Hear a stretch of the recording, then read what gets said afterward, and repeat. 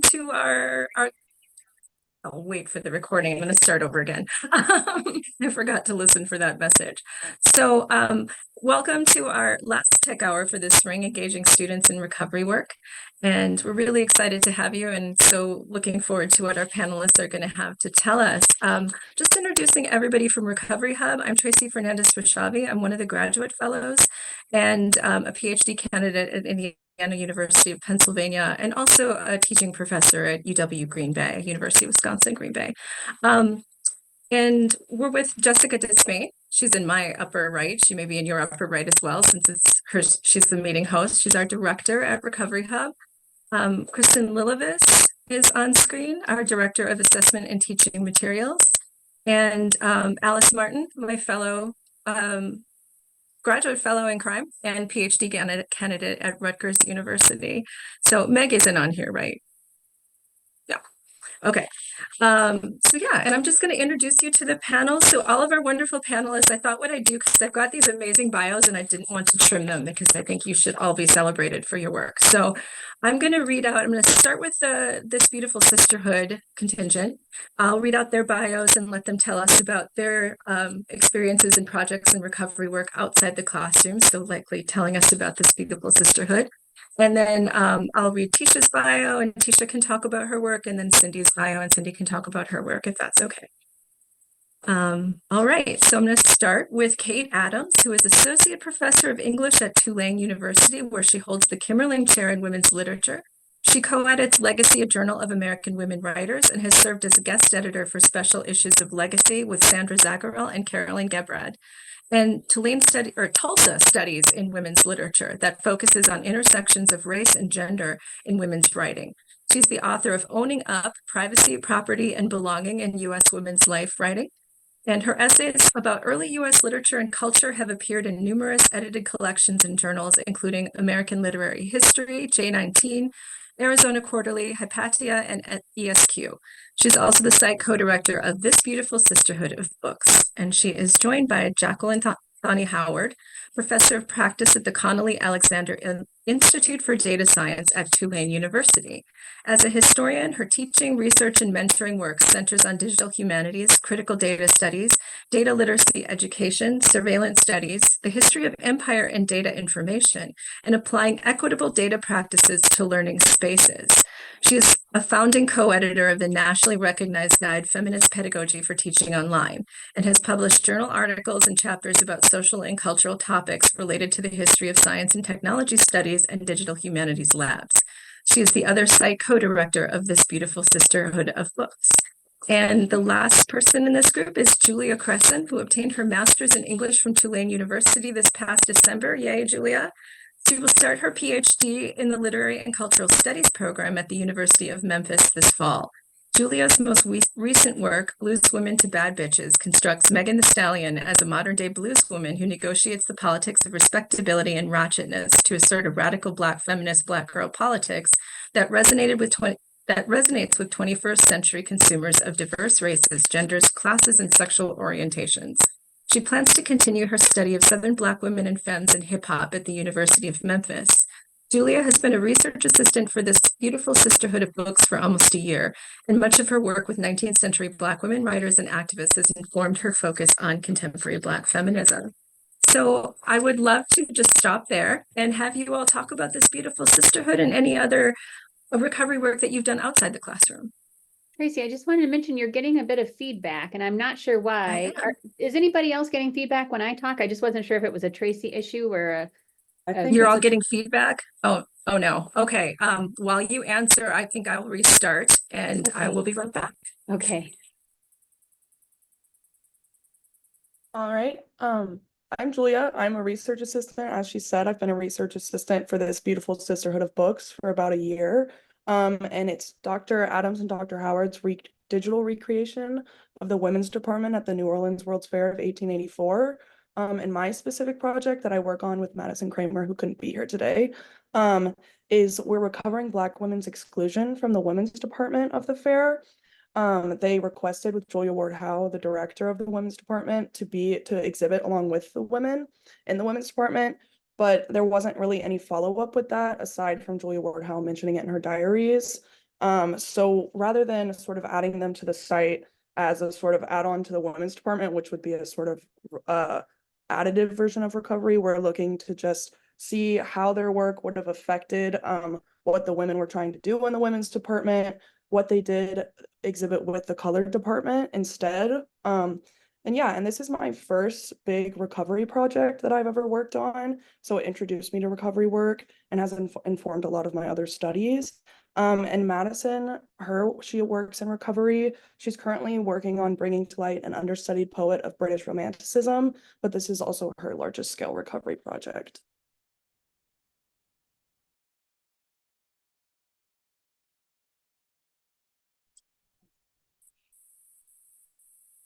Oh, Kate, I think you might be muted. You knew I was muted. You weren't, I wasn't speculative. I think that's a great overview of the website. It started really a long time ago because Mickey Pfeffer wrote this really wonderful book about the women's exhibit at the New Orleans World's Fair. She's a historian, and I was researching the fair, and we met. And she just wanted to sort of create a website that gave the inventory of the women's literary department, because we have it because Julia Ward Howe went and got congressional funding for the exhibit. There was a budget, but it fell through. So she went and got money, and then therefore she had to write a report to Congress. So we have a lot of information about the women's exhibit because of that. And so it developed into this. It's kind of hard to frame it as something that's outside of teaching, because the whole concept of the site, since I took it over, has been to make it a platform for student publishing. So we set up the catalog of women's writing. We created a book page for every book that was in the exhibit. And I've taught several courses where students have chosen books or chosen authors, done research, and created a page about them. And then for this grad course, and the grad students really took it over, and Madison and Julia were leaders in that process, intellectual leaders and workhorse leaders, holy smokes. So then Jackie and I hired them to be the project, to bring the project all the way to its execution, and edit their classmates and continue to sort of conceptualize it. So yeah, that's more about the Beautiful Sisterhood.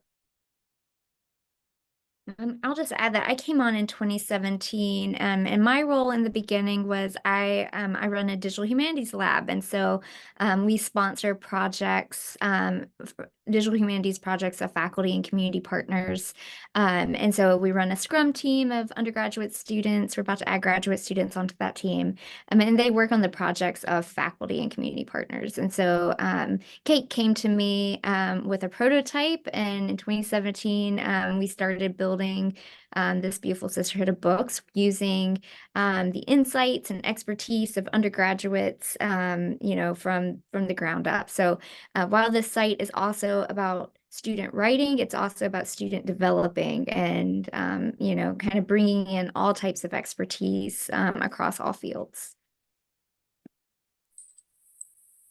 Julia, did you want to say anything about your role? I might have missed if they already talked about that. She did. I've talked about it a bit, yeah.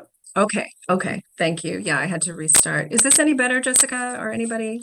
Less feedback, still feedback? Unfortunately, there's still a little feedback. I don't know if maybe it's like with headphones, if it's the computer speaker maybe, but in the meantime, it's mild. So Okay, all right. I'll just try to keep my questions a little shorter. And maybe everybody can mute when they're not talking, and that might help. Okay, so I'll go next to Tisha Brooks. Dr. Tisha Brooks is an associate professor of English and an associate dean in the College of Arts and Sciences at Southern Illinois University, Edwardsville. Her research and teaching focuses on African American literature and religion, with special interest in exploring Black autobiography, the spirituality and mobility of Black women writers, as well as representations of slavery and freedom in literature, film, and other visual media. Her interdisciplinary scholarship includes an essay on digital literacy and the African American literature classroom published in Digital Humanities Pedagogy in the long 19th century, as well as articles on Black women's travel writing and a recent book titled Spirit Deep, Recovering the Sacred in Black Women's Travel. So thank you, Tisha. Would you want to talk about your experiences with recovery outside the classroom?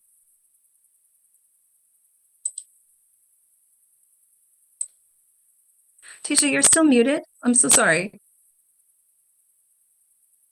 Sorry about that. Okay. Thank you. So yes, all of my work is really focused on bringing Black women's writing and Black voices to the center of inquiry. So I've engaged in recovery work as part of my book project, Spirit Deep, which has really aimed to recover the lives, journeys, and contributions of Black women who have been marginalized, misnamed, or erased.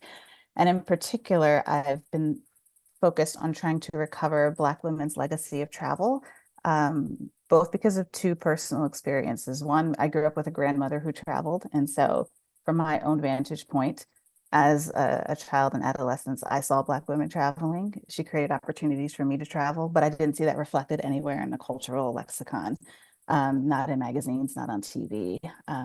And so that was something that kind of stayed with me and sparked my interest in Black women's travel. And then I taught a course on Black travel at SIUE. And my students, had not engaged with this idea that Black people are travelers. And actually, I couldn't get any Black students to enroll in the class when I called it Black travel writing. But when I retitled it to Black mobility and freedom, they all showed up. And it was the exact same syllabus. Wow. And so yeah. Oh, go ahead. I'm sorry. I was just going to say, so then I started the course with a YouTube video called Black Folk Don't Travel, in order to engage with this idea, this mythology that Black people don't travel, to sort of just address it from the start and think about how do we resist that. And so for me, this book actually grew out of having these conversations with students about these travelers in the classroom. And so I'm dealing with texts that have been recovered in the sense that they've now been made accessible to students and scholars, but people aren't really teaching these texts in the classroom. And so it's really important for me to teach these texts in the classroom first, to understand what students were struggling with, what they were engaged by, and then to write a book that helped increase their access to these texts, that helped increase their understanding of these texts, and most importantly, help them understand why they matter for us today in the 21st century. And so that's sort of the work of the book. It's both engaging with recovery as a practice in literary studies, but also thinking about it, not just about rediscovering lost texts, but also about we read these texts in the classroom and also in our scholarship, making sure that we are paying attention to the gaps and the silences that we see in the text, but also in the silences around these texts that still kind of persist in the way we think about them. Oh, that sounds amazing. I would love to see your syllabus. I don't know if you share those things, but we have this repository that Alice and I are working on of recovery related teaching materials. And if you are interested, I will email you about it. Okay, great. Because I think that would be amazing. Okay. And then last we have Cindy Damon Bach, professor at Salem State University. She's the co-editor of Catherine Maria Sedgwick's Critical Perspectives in Transatlantic Women, Essays on 19th Century American Women Writers in Great Britain. She was also the founder and longtime president of the Catherine Maria Sedgwick Society, as well as a contributing editor to the online Sedgwick Stories. She now serves as an editor for the in-progress Catherine Maria Sedgwick online letters. So Cindy, would you like to tell us more about those projects or any others? Sure. And Tisha, if you send your syllabus, you've got to have both titles on there. That is so revealing. I've had similar problems. But anyway, I interpreted this question sort of literally. I never expected when I got my PhD to then in my archival research be traveling not just to Boston, I live in Salem, but to all across the US, Virginia, DC, Western Pennsylvania, California, and then to Italy and France. So this is pretty much all researching Sedgwick's letters. But I've also done some research for my college for an exhibit on Charlotte Fortin, which I'll talk about later. But I have more to say about the next few questions. Okay, perfect. Thank you.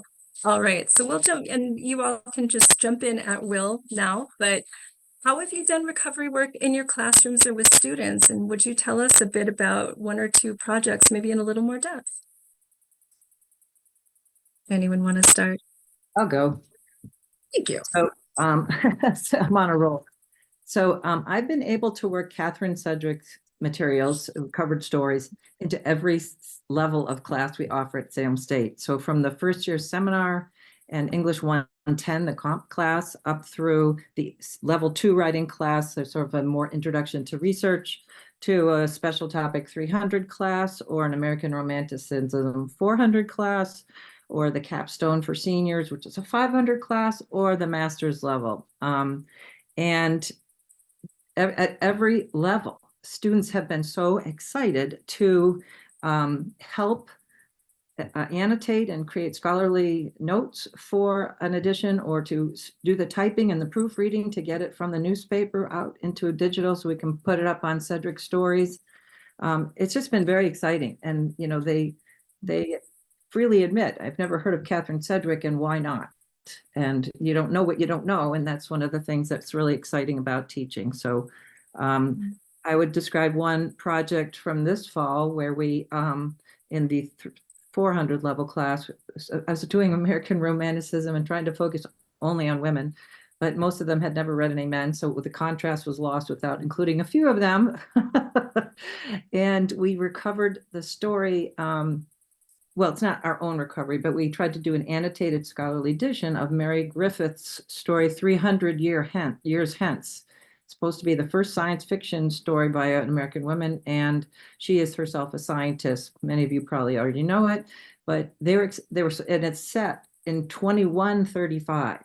So not only learning about 19th century history and problems, and about possible visionary solutions, all dependent on women's education, by the way, and women's leadership, but also see where they fell short, or where they, you know, where we had gone a slightly different direction. It was a really exciting project. So I'll just leave it at that. That sounds so cool. Any of the others?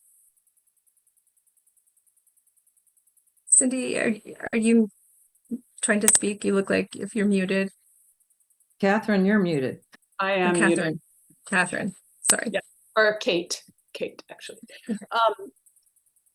So yeah, so this was I've done since coming to Tulane. This is, I guess, sort of the third recovery project that I've taught. The first, and it's the hardest. So the other two were easier because I was doing recovery projects with my students, plugging into other people's larger structure. So the first one was when they were taking down the Confederate statues in New Orleans.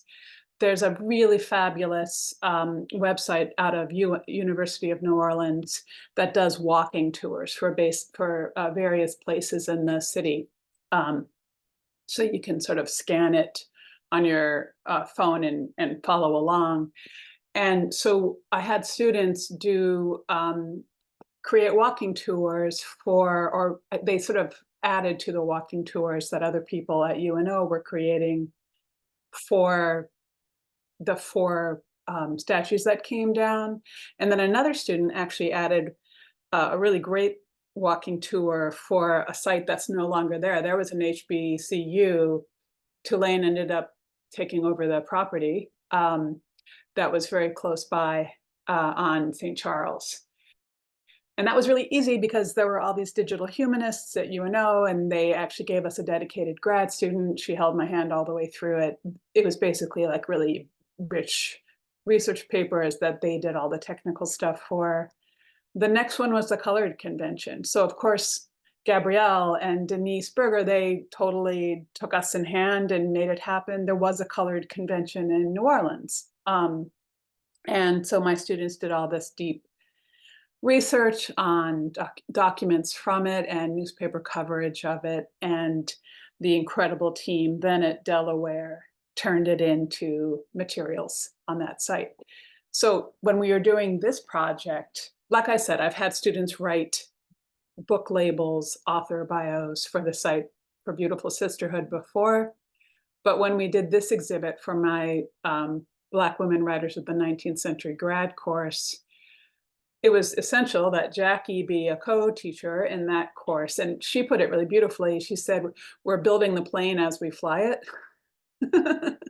Which was, it was hard, and it was really hard for grad students too, I think. So we were sort of designing the site, like there was a dialectic, right, between what's the content and what's the design of the site, and how does everyone's content fit in with everybody else's. And so it took a lot of conversation and some static among members of the conversation. I mean, it was hard and sometimes contentious, but I think in a good way, productive in the end.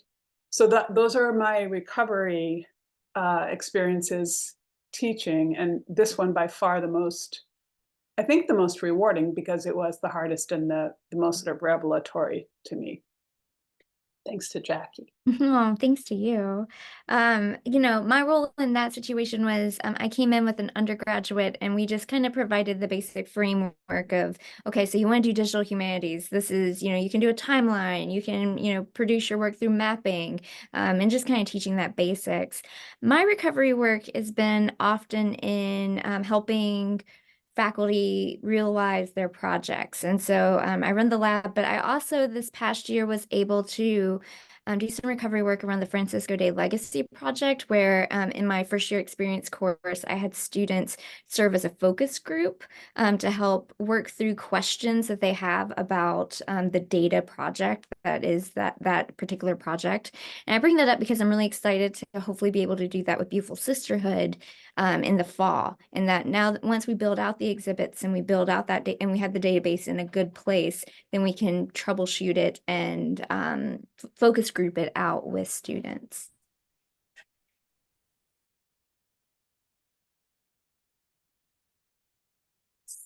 So I engage with recovered text in many of my classes, in part because I feel like I can't get students to understand what's happening in 20th and 21st century African American literature unless they go back and really dive deep into the texts that have come before. And so it was hard for me to pick just one class, but I will talk about what I do in my African American literature survey course. There's an assignment that I have them do, a digital anthology assignment, and I actually use this assignment across a variety of courses. It works across a variety of courses. So it works in an autobiography class, it works in a travel writing class. And the reason why I like it is because in my classes, I like to have students spend time in archives discovering text, and then when they do a digital anthology assignment, they get to actually decide what text they want to include in their anthology. And so what I like about recovery in the classroom is that it gets students beyond this kind of notion of the canon as fixed and as static, and it pushes them to think about it as fluid and also as open and participatory, which I think is really important. If we're committed to, having a democratic classroom, then we have to allow students to actually engage in knowledge production. And this is an assignment that actually enables them to do that. They, get to put on their editor hats and make an argument for what should exist in their anthology and why it matters and the significance of the text. And I'm always amazed that, even though they can choose whatever text they want, they always include recovered texts in there. And I love that they're choosing texts that they've never heard of, sometimes that I haven't ever heard of, but that they think are really important, and they always make great arguments for why they should be in there. And it's just a reminder that, we're just too limited, in terms of how we think about the canon and about tradition a lot of times. And so I appreciate this particular assignment. And I can actually include that assignment to include in the repository. I write about this assignment in the Digital Humanities book that Jessica edited. And those are all available. Those assignments and the syllabus for that course is available online through, is it the U of I website? It is, yeah. Let me see if I can track that down. It's been a minute. Yeah. Tisha, where do the students draw their text from? Do you have particular sites that you guide them to? Documenting the American South is one that I have them look at in the survey course for African American literature. In part because I want to expose them to slave narratives, but I also want to get them beyond we just read Frederick Douglass and Harriet Jacobs, which is what tends to happen, is that entire sort of genre gets reduced to two people. And that's a problem because it's actually a really rich, complex, complicated genre. And I want them to see and read more than just those two figures. And so I really appreciate that particular archive because it enables them to sort of explore. And I love it when they go and they find, narratives written by people who are local, right? So in Missouri, I live in St. Louis, Missouri, and they've found texts that take place in Missouri and are about people who are enslaved in Missouri. And so that just makes it more meaningful for them. It helps them connect to what feels like a really distant past. And it just, it makes it more concrete and tangible for them. The other thing I have them do, when I start this class, I ask them about their sort of gaps in knowledge and in education around African American history. And what they tell me almost exclusively is that they've learned nothing about the Middle Passage. And that's a problem. The fact that we start with text in slavery and we have no conversation about how enslaved people got here, how slaves are created, how the system was made, the fact that it was made at all is a huge problem. And they're sort of, so I start with taking a poll and finding out what they know and don't know. And so I want them to think about recovery as a way to respond to the gaps in their own knowledge and their own education, and to give them some agency and let them know that, you may not have had control over the school you went to or the curriculum in that particular school, but you have control as a learner now to fill in those gaps and to ask the questions and to go do the research and find out what you don't know. And so I think that that's really empowering for them. And I think that's another benefit of recovery work in the classroom, is it enables them to respond to these kinds of silences and gaps and erasures that have occurred systemically, really, in our school systems across the country. Tisha, can I ask a follow-up question? The recovery assignment that I've done in my scholarly editing class, I tried to provide some guide rails, but I think students became overwhelmed very quickly with the work of trying to figure out what they wanted to work on.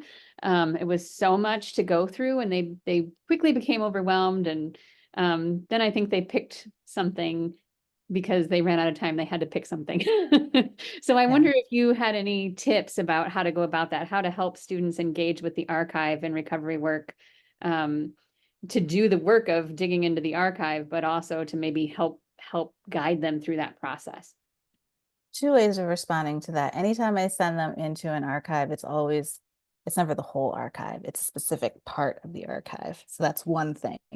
I show them that it's this very vast thing, that they can see a whole lot of stuff, but I want them to go to this one specific location. And I ask them to look for something very specific. That's where we start.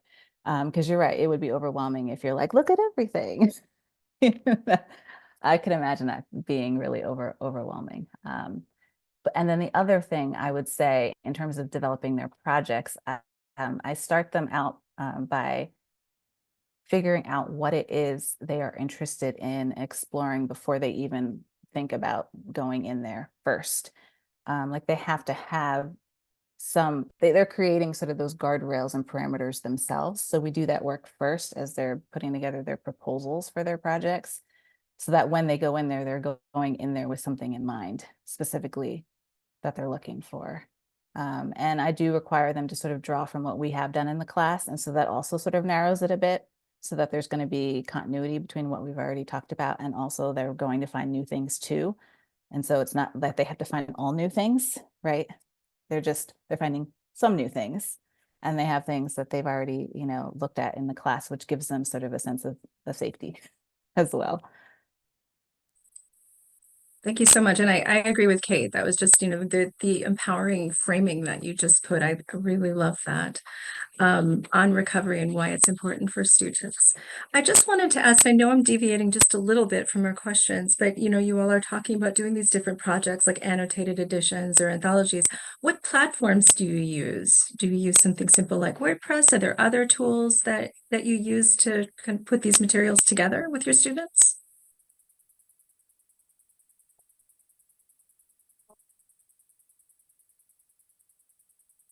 Well, I can talk a little bit to this one. The This Beautiful Sisterhood of Books is on a WordPress platform, and we use the custom post types plugins to build the backend of the database using Dublin Core standards. So that's like at the technical level. And then with students, we worked to build maps like story maps using Knights Labs tools.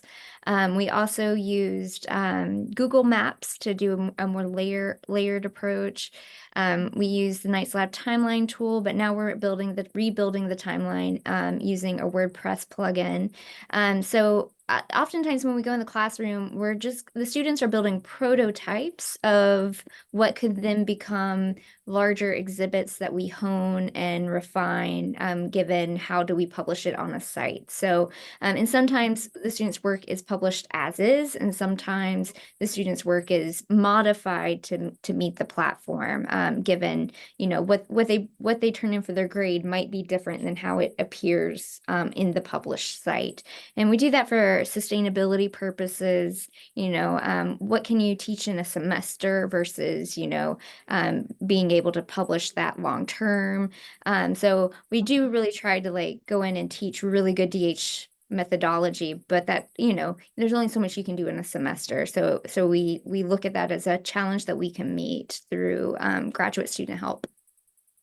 Okay, Jackie, do they get maybe just do them in Word? Do they do them on their own WordPress and then port them over to you, or Oh yeah, how do they turn in? So they turn in static products. So Knights Lab story tools, I'll share that in the chat. And they have 6 tools, like a timeline tool, a story map tool that has a shareable link. So anytime I'm teaching digital humanities, I always say your project needs to be shareable and downloadable, right? And so some students who weren't quite tech savvy, they turned their timeline in a Word document. And so that was great for the grade, but then we can't really put that on WordPress. So we, used a tool and had technical students build that out for that student. Another example is some students put in some entries on a map, on like a Google map, using those layers, and you can customize that map. But then Julia learned that, it might be better as a story map. So, moving that over as a story map. So we kind of swapped, the methodology. And all of this goes to show that next time we teach this, we're going to spend a lot more time thinking about how should students approach the tools? So kind of revising what I'm teaching when I go in the few times I go into a classroom with Kate. Is like, how do you choose the tool? Is it better just to have a prototype, or do we want them to have a finished product? And I think that's just a design choice, that we're making this first go around, was that we just wanted prototypes. Okay, thank you. That was so helpful. Cindy, you look like you were going to respond. Oh, I'm sorry, Kate, go ahead. I just want to say 2 really quick things. One of them is that we actually started in Omeka, and like a lot of stuff happened in Omeka, and a lot of student hours were logged in Omeka, and then Tulane stopped funding Omeka. So we started over. And at that point, a big part of our concern was being able to be free of Tulane. and platform ourselves. And so that's why WordPress was so, and this is, Jackie advised all the way through all of this. The other quick thing I want to say is that a plug for the forum in Legacy, because 2 of the pieces in there really go into detail about choices of platform and experiments with platforms, and super helpful and detailed. Thank you. Cindy, did you want to add something?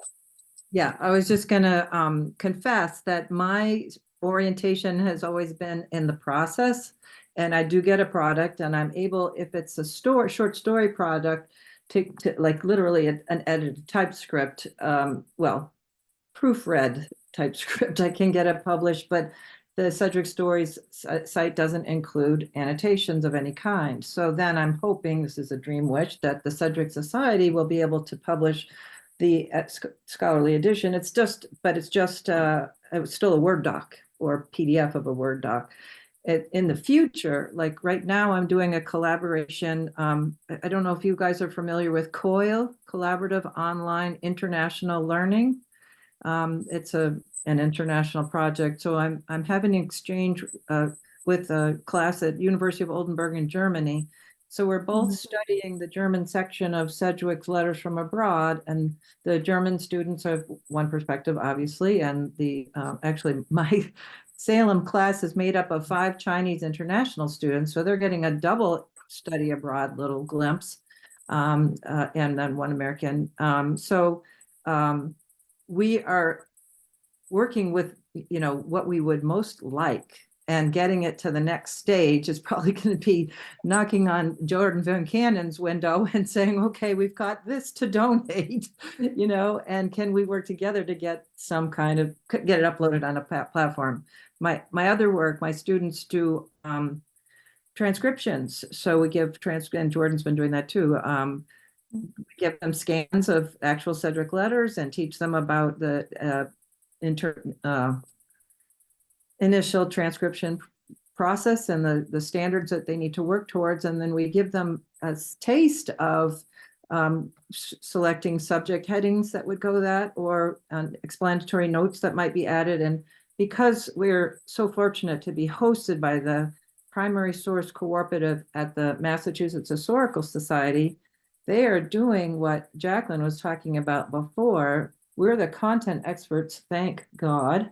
And the whole design team that they've got in conjunction with Northeastern University is saying, well, what do you want it to be able to do? And they design it. This is heaven. But I don't have that in any of my other recovery projects. Okay, thanks so much. Tisha, how do you do your anthologies with your students? And what platform do you use for those? So students have the option to use a variety of platforms to create their actual anthology, because I want them to feel comfortable using whatever technology they feel comfortable using. And so some students opt for PowerPoint, some Google Slides, some for Prezi, and some for what's the other? Oh, Canva. Yeah, that's the other one. But I use Padlet to share them because I want them to be able to see each other's. And the reason why I like Padlet is because, well, it allows for audio, because some students are very creative and like to include audio in their anthologies. Because one of the things we talk about in the beginning of the project is I have them go and look at sort of an archive of African-American literature anthologies so that they can see what print anthologies have looked like, of course, many of which are out of print, but our library has a nice collection of archived anthologies that nobody reads, but they can go check out and they're fascinated by them. And so I have them look at like 21 different ones. And so they get a sense of what the anthology, what the sort of legacy and tradition of anthologies has been, specifically in the field of African-American literary studies, before they go and create their own. And so they're thinking about what they want their anthology to do when they're choosing the technology to use. And so that's sort of a piece of it, so that they're choosing intentionally.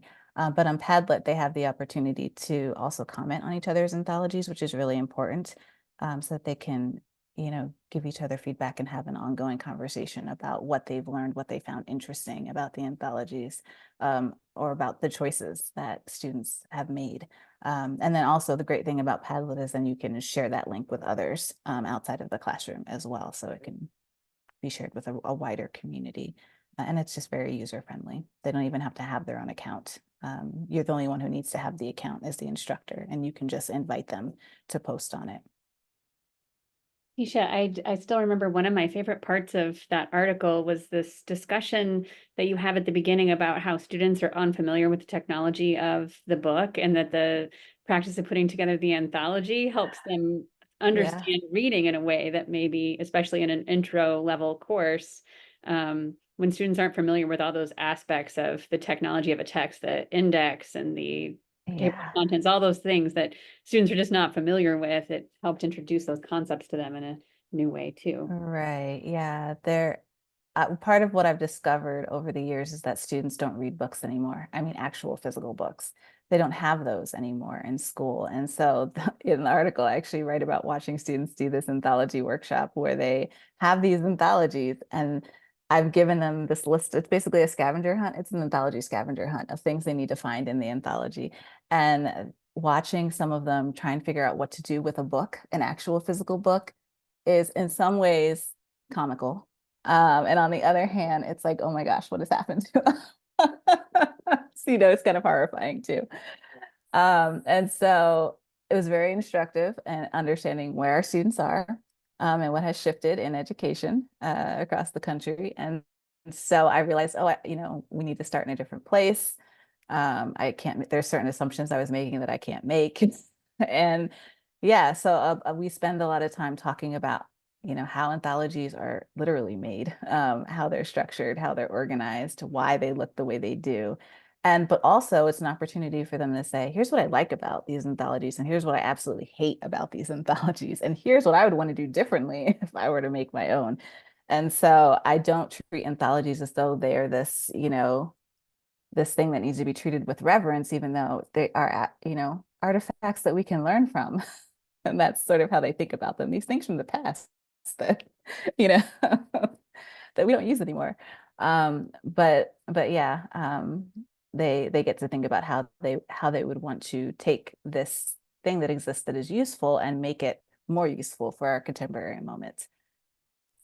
And so I actually have a great dislike of anthologies. So I think this assignment grows out of that. I find print anthologies to just be annoying. And I don't like them at all. And so I much prefer the anthologies my students create. And that's partly why I do the assignment, is because it's so much fun to experience them. And they are experiences because they're visual, they're auditory, they're all the things, they're exploratory. You click on links and you go other places and you see other things, and it's discovery. And that's what you want to have in an anthology that you're missing with the print text. That's fantastic. And it's kind of hitting very close to home. The number of times I've had to show students what an index is in a book is just sad. But anyway, would love to know how you see others maybe adapting some of these wonderful activities that you've been doing in your classroom with students, like even if they focus on different authors or genres, etc., or if they're going to use the same materials you do. How can others do the same thing? I think what was most beneficial for me as a student was that we started out discussing thoughtful recovery and what that means, especially just thinking about the subject. So, we all would talk so I started this project in class, in Dr. Adams's class, and we would talk in a cohort about what are our basic principles. Like, we want to center Black women in this exhibit. How are we doing that? What do we need to consider as like a group of entirely white students recovering Black women from the late 19th century? What are the biases that we bring into this project? And I think that we have an essay that is going to be published eventually that kind of gives the basic definition of recovery, and then additive and relational recovery, how we attempted to avoid biases, and what we focused on in general, that I think is would be really easy to take and apply other works to. And it has a lot of sources for recovery work. So it really is just, I think, starting out with that basis and thoughtful recovery, and you can really apply it to any literary period or genre if it has recovery work involved in it. That's wonderful. And just I'm going to take a moment to issue the same invitation I issued to Tisha, that all of these materials sound so amazing, and I want to I would love to have you all send them to us for our repository of teaching materials. So Alice and I will reach out. You can tell us to go away if you like, but we would love to get some of these things. I think it would be fantastic to share if you're willing. All right. I also wanted to mention just briefly, and Abby has her screen off, so I don't want to call her attention to us if she can't come on, but she has a cultivated project with Megan Pfeiffer recovering the works of Bell Hooks, basically Bell Hooks's archives at Berea College. And so we've been working with her all this year. And she's been really thinking carefully about issues of reenacting trauma through the work of having students engage with archives. So I thought she might want to just tell us a little bit about what they've been thinking about and what they've learned this semester about how to handle that more appropriately. Yeah, I also would love to just hear from anybody on the panel if you've had experiences, particularly with students, having emotional responses in the archive with what they're witnessing and how you kind of navigate that. So I guess to give a little bit of context, I'm the Digital Initiatives Librarian at Berea College, which is a really small liberal arts work college in Eastern Kentucky. Belle chose to donate her papers here, and we really are trying to create a digital archive to make some of them more accessible. It was also really important for her that people come to the college and actually experience her work within context of particularly rural Kentucky. But we realize that's not feasible for everybody. And we've been working with students on this project for about 2 years now. And they're really like, every summer really so far, we've had a student kind of have a really strong emotional reaction to something that they're witnessing or the work that, because it connects to their experience personally and their past traumas. And so we've really been thinking through, like, how do we plan for trauma-informed care with students and also with each other? So like Megan and I have been working on this project for a long time too. And this kind of work, recovery work in particular, requires a lot of emotional labor as well. And it's important that I think that we are able to sustain ourselves on this project and continue over time.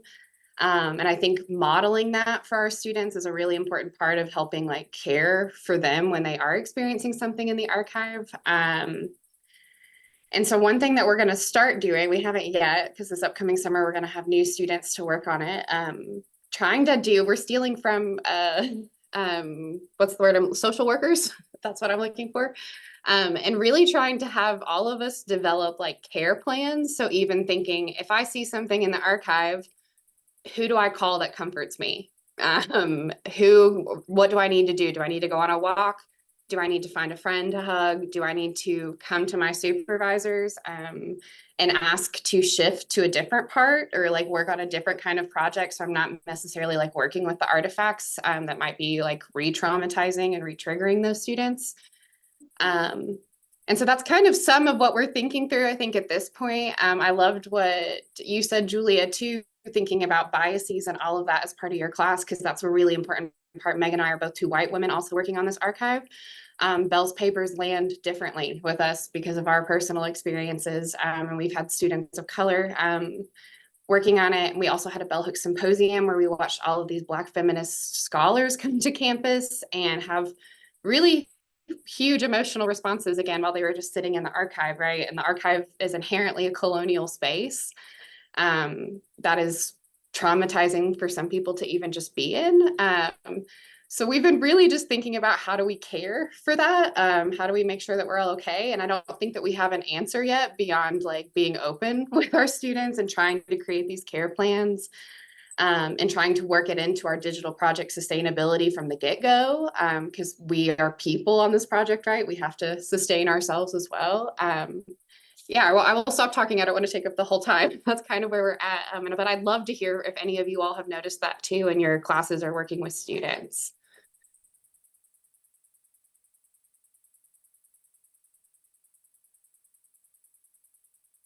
Yes, for the short answer. I'm not sure if I have a great response for how to deal with that. It's something that I've also had to deal with as a scholar. And so I haven't really I really appreciate that you've challenged me to think about how to make that sort of those care practices visible for us as we're doing that work, and for students as they're doing that work. I do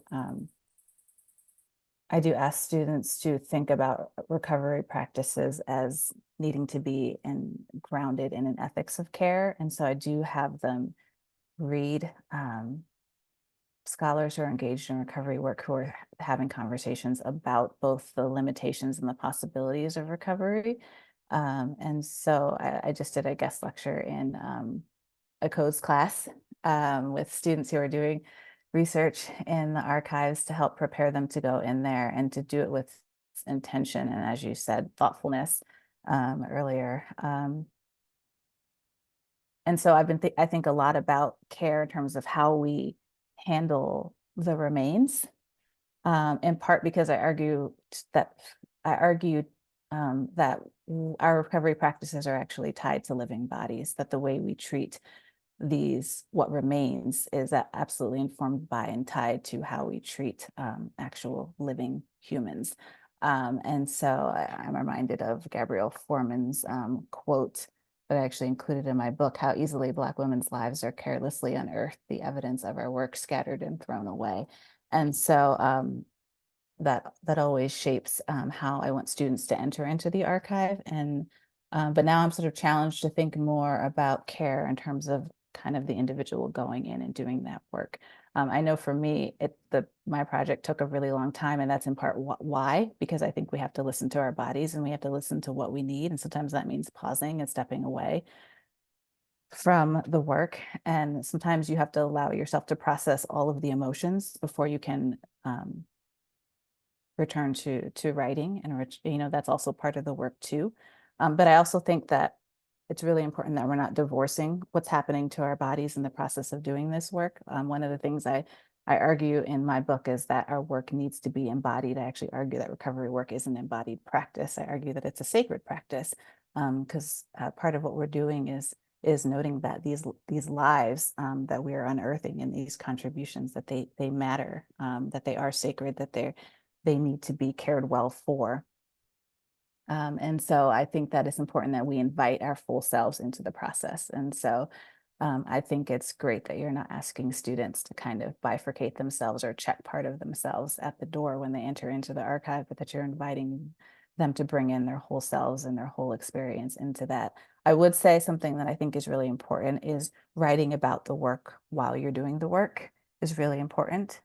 So I'm a big journaler, and I kept a journal throughout the entire process. And so I have the actual book, and then I have myself writing about writing the book and doing the research as well, which is helpful for processing all of the other things that are happening, sometimes which get in the way and that stop you. But if you process and work through those, writing is a great way to do that, and that can help you return later on.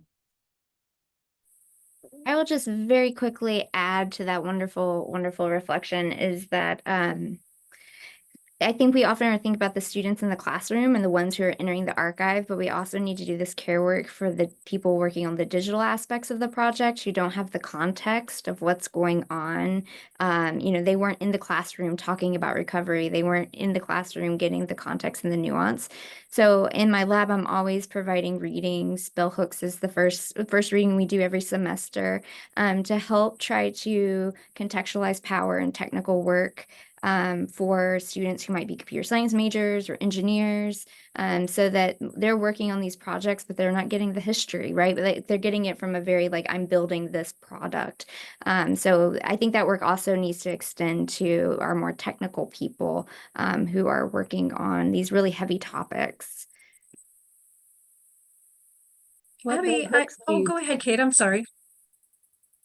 I have a more banal thing to say, which is that I wanted this question to be a chance to, the most important thing I want to say today is that we want to partner with people who teach women's writing. So in a really direct way, I hope there are people here who want to do what is already going on with the Beautiful Sisterhood. And it could be, I'm sharing a link to one of the book pages that exists. And if you go to the bottom of that page and click on read more, that's a label that a student wrote and that other students then edited and double checked. And we, in that class, I was teaching a class on the Künstlerroman. So we used the keyword for the searching the database for art, architecture, fine arts. And my students chose those texts because it correlated with our reading in the course, right? A friend of mine was teaching a class on the Bildungsroman. So she chose a selection of those texts from our catalog and students wrote labels for those. So I would love, love, love to partner with someone teaching women's writing, 19th century women's writing. If you want to build an assignment for your students, or if you want to depart from this kind of ready-made template to use and create something that feels like, I mean, there's the Chicago World's Fair that so many of the women who built the World's Fair in New Orleans went and did all that work in Chicago. Yeah, so there's lots of tangential things that you could propose to build and add. Oh, that sounds amazing, Kate. I may reach out to you. I just wanted to add, Abby, that I will ask my colleague Lisa Popart if I can share her module. It's a Canvas module, but you could put it on any LMS. But her Canvas module on secondary trauma, that she and I were talking once about teaching multi-ethnic literature, because that's my specialization, and just some of the reactions that students have, because a lot of these novels, as joyful as they are, there's always some trauma enveloped in these stories. And so, and it basically is just talking about self-care. It seems deceptively simple, but I've just found that it's a signal to students who haven't had me yet that they can share this stuff with me, that I know that these stories are possibly challenging in some ways, that might trigger some deep empathy to the point where they get upset, or it might have them flashback to their own stories that aren't so great. So I found it's just really kind of a soft place to land if they're feeling like that, or they feel like they could feel like that. And it makes me, I think, approachable right from the get-go. So I'll see if I can share that with the repository, but at the very least, I'm sure she would be fine if I emailed it directly to you, and hopefully that might be a bit helpful.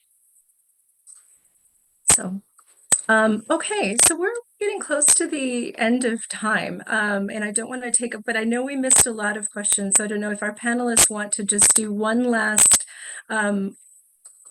comment about how others can use your materials in the classroom, whether it's the lessons you have or the projects that you've engaged with, or anything else that you just want, or any advice or anything you want to leave our guests here with today.